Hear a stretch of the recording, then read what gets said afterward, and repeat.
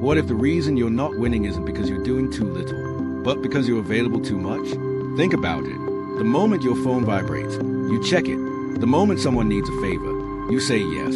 The moment someone questions your choices, you feel compelled to explain yourself. Little by little, your time stops belonging to you. Your attention becomes public property. Your energy becomes everyone's resource except your own. And then something strange happens. The people who seem less talented than you begin moving ahead. The quiet person gets a promotion. The private entrepreneur builds a successful business. The reserved student achieves remarkable results. The disciplined individual transforms their life. Meanwhile, you're busy responding, explaining, reacting, and staying available. Ancient Stoic philosophers warned against this long before smartphones existed. They understood that constant accessibility creates weakness, while strategic absence creates power. The strongest people are not always the most visible. The most successful people are not always the most social. And the greatest victories are often built in silence. Today, you'll discover the 8 Stoic laws that explain why disappearing silently may be the fastest path to winning completely. Introduction. More than 2,000 years ago, a Roman emperor sat down each morning to write private notes to himself. He wasn't writing for fame. He wasn't writing for followers. He wasn't trying to impress anyone. He was trying to master his own mind. That emperor was Marcus Aurelius. Despite ruling one of the largest empires in history, he repeatedly reminded himself of a truth that most people still struggle to understand today. Your life is shaped not by what demands your attention, but by what you choose to give your attention to. In our modern world, attention has become the most contested resource on earth. Companies compete for it. Social media platforms profit from it. People expect it. Notifications demand it. And because of this, many people spend their entire lives reacting instead of creating. They answer messages instead of building dreams. They manage other people's expectations instead of pursuing their own goals. They become so accessible that they lose access to themselves. The Stoics recognized this danger long before the digital age. Seneca warned that people carefully guard their money but waste their time. Epictetus taught that freedom begins when you stop allowing external forces to control your inner world. Marcus Aurelius practiced withdrawing from unnecessary distractions so he could focus on what truly mattered. Their message was simple. You do not need to withdraw from society. You need to withdraw from needless noise. Because every great transformation requires a period of invisibility. The seed grows underground before anyone sees a tree. The sculptor works alone before the masterpiece is revealed. The warrior trains in silence before stepping onto the battlefield. And the most successful people often spend long periods disconnected from attention and deeply connected to purpose. This is why strategic absence is so powerful. When you stop seeking validation, you gain confidence. When you stop announcing every move, you gain leverage. When you stop making yourself available to everyone, you become available to your highest priorities. In this video, we'll explore 8 powerful Stoic laws that reveal why disappearing silently is not an act of weakness, it's a strategy of strength. And by the end, you'll understand why some of the most successful people in history master the art of being less accessible, less reactive, and infinitely more effective. Let's begin with the first law. Law 1. Become unreachable before you become unstoppable. Before a man becomes powerful, he must first become difficult to reach. This is a truth that modern life actively trains you to forget. We are taught that responsiveness equals respect, that instant replies equal professionalism, that constant availability equals importance. But the Stoics would disagree completely. Marcus Aurelius ruled an empire, yet his most important work was not his public decisions. It was a private discipline of deciding what not to engage with. Because every time you allow something into your attention, you are not just receiving information. You are surrendering control of your mind for that moment. And most people never realize how expensive that becomes over time. A life without boundaries looks harmless in the beginning. You answer a message quickly because it feels polite. You take a call you didn't plan for because it seems urgent. You help someone immediately because you want to be helpful. You respond to every situation because you don't want to disappoint anyone. But slowly, something shifts. Your day stops belonging to you. Your attention becomes fragmented into other people's priorities. Your emotional state begins to depend on external triggers. And without noticing, you become permanently reachable, but never deeply focused. The Stoics called this kind of life slavery to external things. Not physical slavery, but mental captivity. Epictetus taught that freedom begins the moment you stop reacting automatically to everything outside your control. Yet most people live in the opposite state, permanently reactive, permanently accessible, permanently pulled away from themselves. The paradox is simple. The more reachable you are, the less powerful you become. Because power is not built in response. It is built in uninterrupted creation. Think about nature. A seed does not grow while being constantly disturbed. A seed grows in darkness, in stillness, in separation from the surface world. If you dig it up every hour to check its progress, it dies. Your mind works the same way. Deep progress requires absence from interruption. When you are constantly available, you remain on the surface of your potential. You never descend into depth. You never stay long enough in silence for real thinking to emerge. This is why the most capable individuals often appear unavailable. It is not because they are ignoring life. It is because they are protecting something far more valuable than availability: focus. And focus cannot survive in a life without boundaries. There is also something psychological that happens when you stop being immediately accessible. People begin to respect your time differently, not because you demand it, but because you demonstrate it. When you are always available, people assume your time is cheap. When you are selectively available, people assume your time has weight.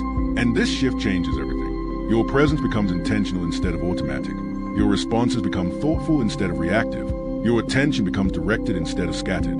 You begin to operate like someone who is building something that requires protection, not attention-seeking, attention-controlling. This is the first law of disappearing silently, not to isolate yourself from the world, but to remove the world's ability to interrupt your construction. Because before you can become unstoppable in your progress, you must first become unreachable in your focus. Law 2. Starve attention, feed execution. There is a quiet addiction most people never recognize in themselves. It is not food. It is not substances. It is attention. The need to be seen while doing things. The need to be acknowledged while building something. The need to be validated while still in progress.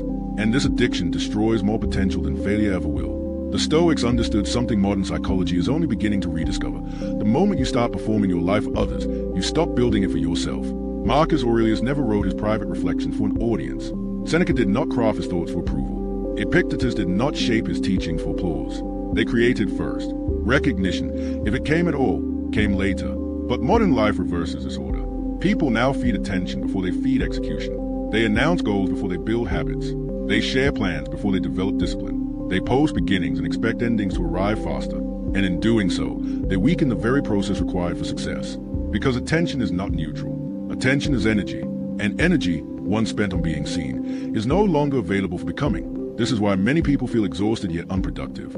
They are constantly splitting their energy between doing and being witnessed doing, between building and broadcasting, between creating and curating. And over time, the execution suffers. Stoicism teaches a different order of operation. First execution, then silence, then results, then, only if necessary, expression. When you reverse this order, your life becomes fragile. When you follow it, your life becomes compounding. Think of the craftsman in solitude. He does not pause after every stroke to ask if someone approves of his work. He does not interrupt construction to explain the blueprint. He does not stop mid-process to defend the vision. He builds, and the building itself becomes a proof. This is where most people lose themselves. They confuse visibility with progress. If something is seen, they assume it is growing. If something is unseen, they assume it is failing. But nature teaches the opposite. The most important growth happens underground. Roots do not post updates. Seeds do not announce milestones. Cells do not seek validation before division. They execute in silence. And only later does the world witness the result. When you starve attention, something powerful happens inside your psychology. Your work becomes heavier than your ego. Your discipline becomes stronger than your need for approval. Your timeline shifts from immediate feedback to long-term construction. You stop asking, how will this look? And start asking, does this work? This shift sounds small, but it changes everything. Because attention divides effort, but execution concentrates it. And concentration is where real power is formed. The Stoics would say that external approval is unstable by nature.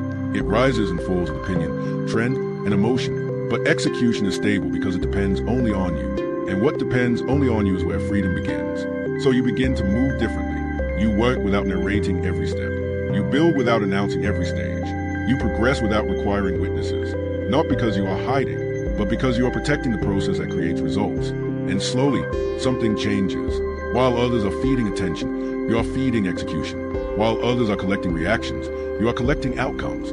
While others are building visibility, you are building reality. And eventually, the difference becomes impossible to ignore, because attention fades quickly, but execution compounds silently. And what is fed in silence always returns in power. Law 3. Let silence do the negotiation for you. There is a level of power that does not speak loudly, because it does not need to. Most people misunderstand influence. They believe influence comes from explaining more, convincing harder, or responding faster. They think power is expressed through words, but Stoicism suggests something very different. True power often expresses itself through restraint. Marcus Aurelius did not negotiate with life through emotional reactions. He did not rush to defend every insult, nor did he feel compelled to correct every misunderstanding. He understood that not every stimulus deserves a response. Silence, when used correctly, becomes a form of negotiation, not with others, but with reality itself. Because every time you respond instantly, you reveal urgency. Every time you over-explain, you reveal insecurity. Every time you chase clarity from others, you reveal dependence on their validation. And people unconsciously respond to that. The world adjusts its behavior toward those who appear reactive. It pressures them more. It demands more from them. It tests their boundaries without fear of consequence. But when someone becomes quiet, measured, and intentionally slow to respond, something changes in perception. They are no longer seen as easily movable. They become harder to manipulate, harder to rush, harder to destabilize. This is not social strategy. This is psychological structure. Silence creates space where assumptions begin to form, and those assumptions often favor strength over weakness. A person who does not immediately justify themselves is assumed to have a reason. A person who does not rush to reply is assumed to be occupied with something important. A person who does not over-explain is assumed to be confident in their position. In reality, none of this may be consciously true, but perception is shaped more by absence than by presence. The Stoics understood this deeply. Epictetus taught that the wise man does not argue with every opinion thrown at him, not because he cannot respond, but because not every opinion deserves access to his energy. Modern life has inverted this principle. People now feel obligated to respond to everything: messages, criticism, opinions, requests, expectations. And in doing so, they unintentionally teach others how to treat them. They teach people that their attention is always available, that their silence is temporary, that their boundaries are flexible. But when silence becomes intentional, it changes the entire dynamic. Suddenly, you are not reacting to pressure. You are creating it. Not through aggression, but through uncertainty. People begin to pause before approaching you. They begin to think before demanding from you. They begin to reconsider before assuming access to you. Because silence introduces a gap. And in that gap, interpretation grows. But the most powerful part of this law is not external, it is internal. When you stop rushing to respond, you begin to think more clearly. When you stop explaining everything immediately, you begin to observe more deeply. When you stop defending yourself in real time, you begin to understand yourself more fully. Silence removes emotional clutter from decision-making. It creates a buffer between stimulus and response. And in that buffer, wisdom begins to form. This is why the most composed individuals often appear slow to react. It is not hesitation. It is filtration. They are not ignoring the world. They are selecting what deserves entry into their mind. Because once something enters your response, it also enters your energy system. And energy, once distributed, cannot be easily reclaimed. So they choose carefully. They pause longer. They speak less, not out of fear, but out of precision. And over time, something remarkable happens. Their silence begins to speak louder than most people's explanations. Their absence begins to carry more weight than others' presence. Their restraint begins to shape the environment around them. This is a third law of disappearing silently, not to disappear from life, but to let silence negotiate on your behalf until only what respects your boundaries remains close enough to reach you. Law 4. Detach from the need to be understood immediately. One of the most exhausting struggles in modern life is not physical work. It is emotional explanation. People spend enormous amounts of energy trying to be understood in real time. They clarify their decisions. They justify their boundaries. They defend their silence. They rush to fix misunderstandings before they fully form. And in doing so, they unknowingly drain the very strength they are trying to protect. The Stoics approached this differently. Marcus Aurelius did not pause his responsibilities to ensure every person agreed with his reasoning. He did not interrupt action to chase universal understanding. He accepted a simple truth. Clarity takes time, and not everyone deserves immediate access to it. The desire to be understood instantly creates a subtle dependency. It makes your emotional stability rely on other people's interpretation of your behavior. If they understand you, you feel calm. If they misunderstand you, you feel disturbed. If they question you, you feel pressure to respond. And suddenly, your inner world is no longer governed by your values, but by external perception. This is where most people lose sovereignty over themselves. They start living in constant translation mode. Every action must be explained. Every silence must be justified. Every decision must be approved in narrative form. But the Stoic mind does not operate like this. It operates on alignment, not explanation. You act according to principle, not according to anticipated approval. And understanding, if it comes, arrives later, often much later. Think of how real transformation actually unfolds. When a person changes their habits, no one understands it immediately. When someone chooses discipline over comfort, people question it. When someone withdraws from noise, others misinterpret as arrogance or distance. But time resolves what explanation cannot. Results clarify what words cannot. Consistency teaches what justification cannot. Yet most people reverse this natural order. They try to force understanding before they have produced anything meaningful enough to be understood. And this creates unnecessary emotional pressure. The Stoics would call this attachment to external judgment, a form of mental fragility where your peace depends on being interpreted correctly by others who do not fully see your context. Epictetus warned that you cannot control how others perceive you. You can only control your actions. Everything beyond that belongs to uncertainty. So the wise person stops chasing immediate interpretation. They allow space between action and understanding. They let confusion exist temporarily without panic. They let silence carry meaning until time completes the explanation. Because not everything deserves instant clarification. And not everyone deserves immediate access to your reasoning. When you detach from the need to be understood immediately, something powerful happens. You begin to move with more confidence. You stop over-explaining simple decisions. You stop defending your boundaries in real time. You stop rehearsing your life for an invisible audience. And your energy returns to where it belongs, execution. There's also a deeper shift that occurs internally. You stop judging your decisions based on others' reactions. You stop modifying your identity based on feedback loops. You stop seeking emotional reassurance for every step forward. Instead, you trust the process long enough for outcomes to speak. And this is where strength begins to form. Because emotional independence is not built through isolation. It is built through tolerance of misunderstanding. The ability to continue forward without immediate validation is one of the clearest signs of mental maturity. You act, you persist, you remain steady, even when no one fully understands why. And eventually, understanding catches up. But by then, it no longer defines you. It only confirms what you already built in silence. This is a fourth law of disappearing silently. Stop trying to be understood immediately. Let time do what explanation never can. Law 5. Make your absence increase your value. Most people believe presence is power. They think the more they show up, the more they are valued. The more they are visible, the more they are respected. The more they participate, the more indispensable they become. But Stoicism suggests a quieter truth. Sometimes, value is created in your absence, not your presence. Marcus Aurelius understood something leaders often forget. When something is always available, it becomes mentally discounted. Not because it is useless, but because it becomes expected. Human psychology adapts quickly to consistency. What is always that becomes invisible. What is rarely that becomes noticeable. This is why absence is a strange kind of authority. Not the absence of neglect, but the absence of intentional distance. When you are constantly available, people stop sensing your weight. Your presence becomes background noise. Your attention becomes assumed. Your time becomes expandable. But when you begin to step back strategically, perception shifts. Your presence starts to feel intentional again. Your time begins to feel limited. Your attention begins to feel valuable. And people begin to recalibrate how they relate to you. The Stoics would describe this as reclaiming control of perception without manipulation. You are not changing who you are. You are simply removing unnecessary exposure, so your actions regain meaning. Think about how nature behaves. Sunlight is constant, and therefore often taken for granted. But shadow, when it appears, creates contrast.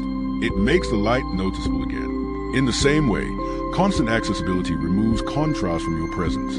There is no difference between your availability and your absence because you are always emotionally, mentally, or physically reachable. But when you introduce intentional absence, contrast returns. And with contrast comes value. There is also a deeper psychological mechanism at work. When someone cannot access you instantly, their mind begins to assign importance to you automatically. They begin to consider timing, context, and intention before reaching out. They begin to evaluate whether interaction with you is meaningful or merely habitual. This alone changes the dynamic of relationships, because now, access is no longer assumed. It is considered. The Stoics would not frame this as manipulation, but as alignment with natural order. Everything in life gains meaning through limitation. Even resources become valuable through scarcity. Time, attention, and presence are no different. But the key is not to become distant for the sake of ego. It is to become selective for the sake of integrity. When you are always present everywhere, you are never fully present anywhere. Your energy spreads thin across conversations, commitments, and expectations. And over time, nothing you do feels significant, even to yourself. Absence reverses this. It restores concentration. It restores focus. It restores meaning. And paradoxically, it restores respect. Because people begin to understand that access to you is not automatic. It is intentional. It is earned through relevance, timing, and purpose, not assumption. And this shift transforms everything. You stop being the person who is always available. You become the person whose attention carries weight. You stop participating in every moment. You start choosing which moments deserve you. And in that selection, your value naturally rises, not because you are doing more, but because you are present less often and more meaningfully when you are. This is the fifth law of disappearing silently. Make your absence increase your value, not your irrelevance. Law 6. Train people to respect your boundaries without explaining them. Most people think boundaries must be explained to be respected. They believe that if they clearly communicate their limits, others will automatically honor them. So they over-explain, they justify, they soften, they apologize in advance. They negotiate their own standards before anyone even challenges them. But Stoicism teaches something far more powerful. Boundaries are not understood through explanation. They are understood through repetition. Marcus Aurelius did not announce his discipline before acting. He did not justify his restraint before practicing it. His boundaries were not philosophical arguments. They were consistent behaviors. And that is what people respond to. Not your explanation, your pattern. When you constantly explain your limits, you invite negotiation. You open space for debate. You unconsciously signal that your boundary is flexible if the right argument is presented.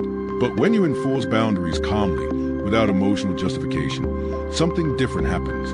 People stop arguing with you. Not immediately, but eventually, because the human mind learns through experience, not instruction. If you always respond instantly, people learn you are always available. If you always accept last-minute requests, people learn your time is flexible. If you always say yes after hesitation, people learn your no is temporary. And once a pattern is established, it becomes your identity in other people's minds. The Stoics understood identity not as self-definition, but as behavioral consistency observed over time. So instead of explaining boundaries, they practiced them repeatedly until they became undeniable. Think about it like training someone, not through words, but through consequence-free repetition of your behavior. When you are unavailable at certain times, and you remain consistently unavailable at those times, people adapt. When you do not respond instantly, and you maintain that rhythm, people adjust their expectations. When you decline without emotional justification, and remain steady in that response, people begin to internalize your limits. This is not confrontation, it is conditioning. And conditioning is far more powerful than persuasion. There is also an internal benefit to this approach. When you stop over-explaining your boundaries, you stop weakening them psychologically within yourself. Over-explaining often signals doubt. It creates internal tension. It makes you feel like your boundary needs approval to exist. But a Stoic boundary does not ask for approval. It exists because it is aligned with your values, your priorities, and your energy. And anything that protects your clarity does not require defense. It requires consistency. The moment you begin defending your boundaries too much, you subtly communicate to yourself that they are negotiable. And what is negotiable internally will eventually become negotiable externally. So the practice becomes simple. Act, don't argue. Limit, don't justify. Decide, don't debate. Over time, something shifts in your environment. People stop testing you as often. They stop assuming access without thought. They start adjusting to your rhythm instead of forcing theirs onto you. And this is where real respect forms. Not from fear, not from dominance, but from clarity. Because people respect what does not change under pressure. And boundaries that are lived, not explained, carry an authority that words can never replace. This is a sixth law of disappearing silently. Train others to respect your boundaries not through explanation, but through unwavering consistency. Law 7. Replace explanation with evidence. There comes a point in every disciplined life where explaining yourself becomes a distraction. Not because communication is useless, but because over-communication replaces action with justification. Most people live in a cycle of explanation. They explain why they are starting. They explain why they failed. They explain why they are changing. They explain why things are delayed. They explain why they are not where they should be. And in doing so, they unconsciously reduce pressure on themselves to actually produce results. The Stoics took the opposite approach. They did not treat life as something that needed constant narration. They treated it as something that needed demonstration. Marcus Aurelius did not write long public defenses of his decisions. His journal was private. His discipline was visible in outcomes, not arguments. Because in Stoic thinking, explanation is fragile, but evidence is undeniable. Words can be debated. Interpretations can be challenged. Intentions can be misunderstood. But results stand alone. And results do not argue. This is where most people lose power without realizing it. They spend so much time explaining their direction that they forget to walk in it. They defend their potential instead of developing it. They talk about consistency instead of becoming consistent. And slowly, their identity becomes verbal rather than real. People begin to know them for what they say, not what they do. But Stoic discipline shifts identity from narrative to proof. You do not convince people of your growth. You embody it. You do not defend your silence. You let your results explain it later. You do not justify your absence. You allow outcome to fill the gap.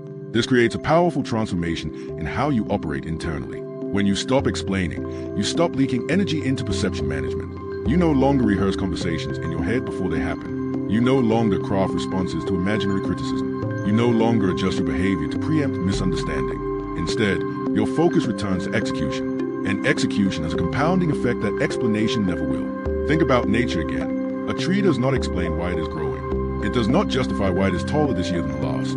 It does not respond to every observation made about it. It simply grows. And over time, its presence becomes undeniable. The same principle applies to human development. When you stop explaining your progress, you give your energy fully to progress itself. When you stop defending your process, you refine your process. When you stop narrating your journey, you deepen your journey. And something subtle begins to change in how others perceive you. At first, they may not notice, because silence does not create immediate attention. But over time, evidence accumulates.